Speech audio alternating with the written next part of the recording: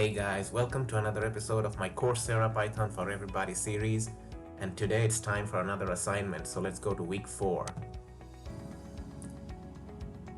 Okay, so today's assignment is 2.3. Here we go. Okay, so this is a similar assignment to our previous one where you have to use the input function again, and this time it will prompt the user for two separate variables, hours and rate per hour. And we'll multiply the input values to calculate a total pay amount. And our output has to match this desired output. Okay, this line is a comment which says that the first line is provided for you. And the first line is, there's a variable hours which will store the user input value.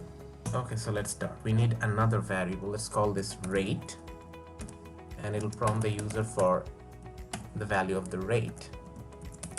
Enter rate per hour. Now, be noted guys that whatever the user inputs is actually taken as string in Python, so we have to convert them into floats or integers before we can use them in any kind of calculation. And how do we do that? Well, let's make another variable, say x, and we'll equal that to the float value of whatever the user inputs in hours.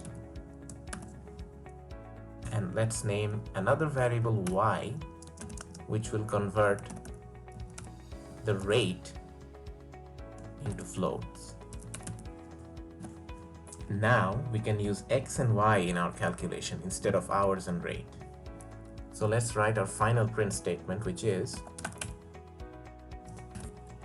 print hey x multiplied by y.